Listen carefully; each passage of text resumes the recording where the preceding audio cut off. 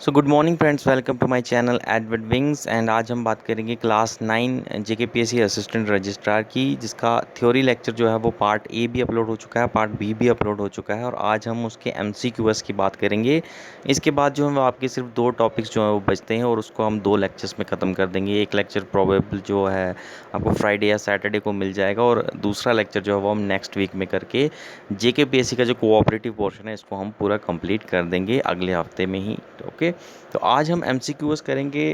Class 9 थी, topic जो है वो है Jammu and Kashmir cooperative societies rules of 2001 और उसके ऊपर जो इंपॉर्टेंट एमसीक्यूएस है उसको हम देखते हैं। तो सबसे पहला क्वेश्चन है कि where amendment to bylaws are proposed to the registrar needs to communicate with the society with either amendment certificate or refusal order within a period of। तो क्वेश्चन ये है कि आपको जब भी बाईलॉज वगैरह के लिए अमेंडमेंट सोसाइटी सोचती है कि हमें अमेंडमेंट करने हैं और वो अमेंडमेंट के लिए रेजोल्यूशन पास करके जब रजिस्ट्रार को भेजती है, तो रजिस्ट्रार को कितने दिन के अंदर जो है उस सोसाइटी के साथ कम्युनिकेट करके उसको बताना पड़ता है कि या तो सर्टिफिकेट ऑफ अमेंडमेंट देना पड़ता है कि अमेंडमेंट उसने एक्सेप्ट करके रजिस्टर में फ़ाइल कर लिए हैं, या फिर रिफ्यूज़ल ऑर्डर देना पड़ता है कि ये अमेंडमेंट जो है वो कहीं ना कहीं रूल्स के खिलाफ हैं, इसको हम अमेंड नहीं कर सकते। तो कितने दिन के अंदर रजिस्ट्रार को कम्युनिकेट करना पड़ता है सोसाइटी के साथ, चाहे वो रिफ्यूज़ल ऑर्डर हो चाहे वो अमेंडमेंट सर्टिफिकेट हो, कितने दिन के अंदर जो है उसको देना पड़ता है। तो आंसर इसका बिल्कुल 2 महीने यानी 60 डेज़ जो है मैंने आपको पढ़ाया था, और 60 डेज़ मीन्स 2 मंथ जो है इसका सही आंसर रहने वाला है। Option B is the right answer. और उसके बाद क्वेश्चन सेकंड की बात करें तो हम कहते हैं कि अगर एक इंसान जो उसको जो है जेल की सज़ा अगर हो चुकी है और अगर वो जेल की सज़ा पूरी करने के बाद अब वो बाहर आ चुका है, लेकिन फिर भी उसको एक कोऑपरेटिव सोसाइटी में मेंबरशिप से कुछ टाइम के लिए डिस्क्वालीफाई रखा जाता है उसकी सज़ा ख़त्म होने के बाद भी। तो आपको बताना है कि उसकी सज़ा ख़त्म होने के बाद कितनी देर तक जो है उसको मेंबरशिप से डिस्क्वालीफाई रखा जाता है कोऑपरेटिव सोसाइटीज़ की। तो इसका आंसर जो है आपको वो मिलेगा बिल्कुल 5 साल तक जो है उसको बाहर रखा जाता है। अगर वो किसी दूसरे केस में बाहर हो, कोई डिफ़ॉल्ट फ्रॉड वगैरह के केस में होता है बाहर, या फिर उसकी रिटायरमेंट 3 साल तक अगर वो सर्विस कर चुका है, अगर इन केसेस में होता है तो फिर उसको 3 साल के लिए डिस्क्वालीफाई किया जाता है। लेकिन अगर जेल की सेंटेंस किसी को हुई है यानी वो जेल में गया है किसी क्राइम की वजह से, तो उसको उसकी सज़ा ख़त्म होने के 5 साल तक जो है उसको डिस्क्वालीफाई रखा जाता है किसी भी सोसाइटी की मेंबरशिप से। ओके, थर्ड क्वेश्चन है कि a new member to the cooperative societies shall not be admitted how many days prior to the general meeting of the society. तो अगर कोई नया मेंबर जो है, मान लीजिए जिसने मेंबरशिप के लिए अप्लाई किया किसी सोसाइटी में, और जनरल मीटिंग के कितने दिन पहले जो है आप उसको नहीं इसमें डाल सकते, यानी मिनिमम कितने दिन पहले तक आप उसको सोसाइटी में एडमिट नहीं कर सकते, यानी उससे पहले पहले ही आपको उसको सोसाइटी में एडमिट करना, उस चीज़ के इतना क्लोज जाकर आपको उसको एडमिट नहीं करना पड़ता। तो जनरल मीटिंग के कितने दिन पहले तक आप उसको एडमिट नहीं कर सकते, उससे पहले पहले जो है आप उसको चाहें तो एडमिट कर सकते हैं। तो आंसर इसका पढ़ा होगा, बिल्कुल मैंने आपको पढ़ाया था 14 डेज़ प्रायर जो है वहाँ पर लिखा होता है, यानी 14 दिन, जनरल मीटिंग के 14 दिन पहले तक का जो पीरियड होता है उसके दौरान आपको कोई नया मेंबर जो है सोसाइटी में अगर किसी ने अप्लाई किया तो उसको ऐड नहीं करना, उससे पहले पहले ऐड कर लीजिए या फिर उस सोसाइटी की मीटिंग के बाद उसको ऐड कीजिएगा। यानी इतनी क्लोज में आकर आपको मेंबरशिप नहीं देनी है किसी को, क्योंकि आप मेंबरशिप दोगे तो वोटिंग राइट बन जाएगा, और इतने क्लोज जो 14 दिन के अंदर अंदर कोई मेंबर आया है तो उसको सोसाइटी के बारे में उतना पता नहीं होता, तो तब वो वोटिंग क्या ही करेगा अगर उसको 14 दिन के अंदर उसको क्या ही पता चल जाएगा। तो 14 दिन से पहले पहले अगर किसी को मेंबरशिप देनी है नए मेंबर को तो आप दीजिए, अदरवाइज़ उसके बाद दीजिएगा। वो जो 14 दिन का पीरियड होता है मीटिंग और उसके बीच में, उसमें मेंबरशिप नहीं देनी है। ओके, उसके फोर्थ क्वेश्चन है to expel a member in case of default etcetera a resolution needs to be pass minimum by majority of. तो मान लीजिए किसी सोसाइटी के मेंबर ने डिफ़ॉल्ट कर दिया है या कोई भी दूसरी तीसरी चीज़ कर दी है एक्सेट्रा एक्सेट्रा, तो उसको निकालने के लिए रेजोल्यूशन पास करना बड़ा ज़रूरी है। तो अगर डिफ़ॉल्ट या दूसरे केस में एक्सपेल करना, उसको निकालना है मेंबर सोसाइटी की मेंबरशिप से, तो कितनी मेजॉरिटी कित के साथ जो है रेजोल्यूशन पास करना जो है वो मिनिमम जो है वो कंपलसरी माना गया है। तो जम्मू कश्मीर सोसाइटीज़ रूल जो हैं, कोऑपरेटिव सोसाइटीज़ रूल 2001 के, वो कहते हैं कि रेजोल्यूशन जो है आपका वो 3/4 मेजॉरिटी का एटलीस्ट मिनिमम होना चाहिए। ठीक है, ठीक है, तो मिनिमम 3/4 मेजॉरिटी से आपको पास करना है। 100 बंदे अगर मीटिंग में, तो कम से कम 75 बंदे जो हैं इसके फेवर में होने चाहिए, तभी जाकर आप एक सोसाइटी से मेंबर को एक्सपेल कर सकते हो डिफ़ॉल्ट या दूसरे केसेस में।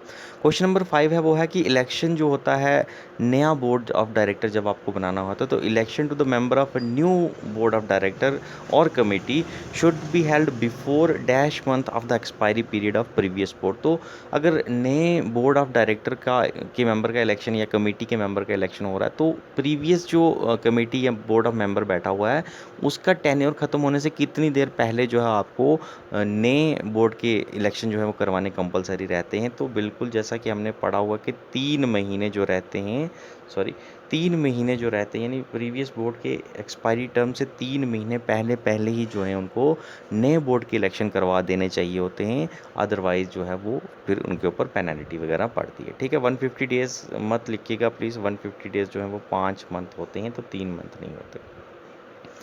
छठा क्वेश्चन जो है वो है कि इलेक्शन के लिए कोई, अगर मान लीजिए कोई इलेक्शन हुआ है और उसको लेकर डिस्प्यूट वगैरह कोई क्रिएट हो गया है मेंबर्स के बीच में या किसी बीच चीज़ में, तो वो जो डिस्प्यूट जो होगा इलेक्शन का, उसको रिजॉल्व करने की फाइनल अथॉरिटी जो है वो किसके पास रहती है। तो जैसा कि हमने पढ़ा ही है, रजिस्ट्रार जो रहता है सोसाइटी का, वो फाइनल अथॉरिटी रहता है। कोई भी इलेक्शन का डिस्प्यूट अगर सोसाइटीज़ रूल के अंदर अंदर कोऑपरेटिव सोसाइटीज़ में इलेक्शन को लेकर कोई डिस्प्यूट है, तो फाइनल अथॉरिटी जो उसको रिजॉल्व करने की वो रहती है रजिस्ट्रार की। रजिस्ट्रार जो भी फैसला लेगा वो फाइनल रहेगा और बाइंडिंग रहेगा सोसाइटीज़ के ऊपर। ओके, क्वेश्चन नंबर 7 है कि इलेक्शन जो होते हैं नए बोर्ड ऑफ, जब नया बोर्ड डायरेक्टर का बन रहा होता है, देखिए एक तो होता है कि वैकेंसी आ जाती है, बोर्ड ऑफ डायरेक्टर पूरा था, बीच में कोई वैकेंसी आ गई डेथ की वजह से या फिर रिज़ाइन की वजह से, दैट इज़ अलग चीज़, वो बिल्कुल अलग चीज़ है। हम कह रहे हैं कि नया बोर्ड बनाना है, यानी एक का टेन्योर ख़त्म होने वाला है और हमें पूरा बोर्ड नया बनाना है। उस केस में जो इलेक्शन होते हैं वो किस मोड के थ्रू जो हम वो इलेक्शन करवाए जाते हैं। तो बिल्कुल आपको याद आ रहा होगा, मैंने एक वर्ड कहा था सीक्रेट बैलेट के थ्रू जो है वो आपको इसके इलेक्शन होते हैं नए बोर्ड ऑफ मेंबर के।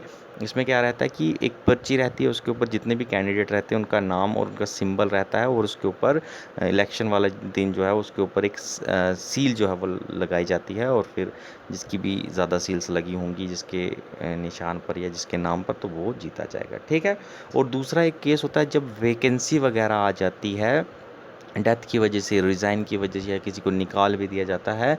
उस केस में अगर 50% बोर्ड ऑफ मेंबर अभी हैं और 50% की वैकेंसी को फिल करना है, तो उस केस में जो 50% मेंबर रहते हैं वो हैंड रेज़ करके, बाय रेजिंग हैंड जो है वो जो है बाकी के 50% जो है वो उनको सिलेक्ट कर देते हैं। अगर 50% से कम की वैकेंसी खाली है, अगर 50% से ज़्यादा वैकेंसी खाली है, तो फिर तो जनरल मीटिंग में ही जो है सब कुछ होगा। ओके, तो ये 2 मोड याद रखिएगा, एक तो न्यू बोर्ड को इलेक्ट करने के लिए होते हैं, एक होता है वैकेंसी को फिल करने के लिए। 8वां क्वेश्चन है कि maximum period allowed to file objection against the election through election petition is. तो देखिए कोई भी, मान लीजिए इलेक्शन आज हुआ है और इलेक्शन को लेके कोई भी अगर फाइल करनी है आपको ऑब्जेक्शन, तो पहली बात है कि आपको इलेक्शन पिटीशन के थ्रू फाइल करनी पड़ती है। इलेक्शन पिटीशन आप किसको देते हो? रजिस्ट्रार को देते हो, रजिस्ट्रार फाइनल अथॉरिटी रहती है। लेकिन इलेक्शन होने के कितने दिन मैक्सिमम पीरियड आपको प्रोवाइड किया जाता है, कितने पीरियड के अंदर अंदर आपको ऑब्जेक्शन फाइल करना है, तभी रजिस्ट्रार आपका ऑब्जेक्शन जो है उसको रिव्यू करके अपना फैसला सुनाएगा। और अगर इस पीरियड से मैक्सिमम एक्सीड हो जाए टाइम, तो फिर आप इलेक्शन पिटीशन जो है वो नहीं फाइल कर सकते। तो कितना टाइम इलेक्शन के बाद रखा गया है जहाँ पर आपको ऑब्जेक्शन जो है वो अपनी कोई भी अगर ऑब्जेक्शन है वो फाइल कर सकते हो, तो बिल्कुल 3 महीने का टाइम जो है वो आपके पास रखा जाता है। और 3 महीने में जो रिटर्निंग ऑफिसर होता है जिसने इलेक्शन करवाए होते हैं, वो सीक्रेट बैलेट्स जो रहते हैं उनको भी प्रिजर्व करके रखता है कि कल को कोई ऑब्जेक्शन अगर फाइल हो, तो वो सीक्रेट बैलेट को फिर से काउंटिंग वगैरह करा के रिव्यू करके अपना फाइनल फैसला सुनाएगा। लेकिन 3 महीने के बाद अगर आप जाके ऑब्जेक्शन कर रहे हो, तो फिर आपका कोई नहीं सुनेगा। और 3 महीने के बाद ये जो प्रिजर्व करके रखे गए होते हैं सीक्रेट बैलेट के रिकॉर्ड, इसको भी डिस्ट्रॉय कर दिया जाता है। तो 3 महीने के बाद कोई काम नहीं होगा आपको। ओके, क्वेश्चन नंबर 9 है कि maximum period within which agriculture and rural development bank should provide loan to the eligible beneficiaries is. ठीक है, तो rural agriculture and rural development bank के बारे में हमने पढ़ा था, लैंड मॉर्टेज बैंक हैं, लैंड डेवलपमेंट बैंक हैं। नेक्स्ट लेक्चर में हम डिटेल में पढ़ेंगे ये होते क्या हैं। तो इसमें क्या है कि हमने जब पढ़ा था कि ये लोन ग्रांट करता है, लॉन्ग टर्म लोन जो है वो बंदों को देता है। तो कितने पीरियड के दौरान जो है इसको लोन जो है वो देने ही देने, यानी आज अगर किसी ने एप्लीकेशन दी है लोन के लिए और वो एलिजिबल बेनिफिशियरी है, मान लीजिए कि सारी कंडीशंस जो वो मेट कर रहे हैं, तो जिस दिन एप्लीकेशन आई उसके कितने दिन के टाइम के अंदर अंदर इन बैंक को उसको लोन देना ही देना होता है, मैक्सिमम पीरियड कितना रहता है। तो बिल्कुल जैसा कि हमने लेक्चर में पढ़ा था कि 4 महीने का टाइम जो है वो इनको मिलता है, और 4 महीने के अंदर मैक्सिमम टू मैक्सिमम 4 महीने के अंदर इनको लोन प्रोवाइड करना पड़ता है। इससे पहले प्रोवाइड कर सकते हैं, इससे ज़्यादा टाइम नहीं लेना चाहिए। ओके।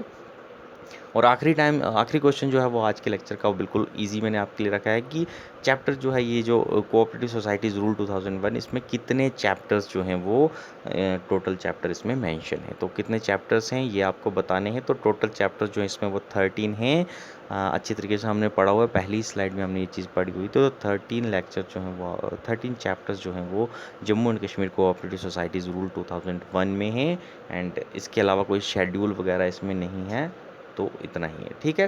तो बने रहेगा हमारे चैनल के साथ। आज की वीडियो में इतना ही है, बाकी की जो 2 वीडियोस बच रही हैं उसको हम जल्दी कंप्लीट करेंगे, और एक आध हफ्ते के अंदर यानी 1 वीक के अंदर अंदर, आज से 1 वीक के अंदर अंदर आपका कोऑपरेटिव का पोर्शन जो है वो कंप्लीट हो जाएगा। तो thanks for watching this video. Thank you. Have a nice day.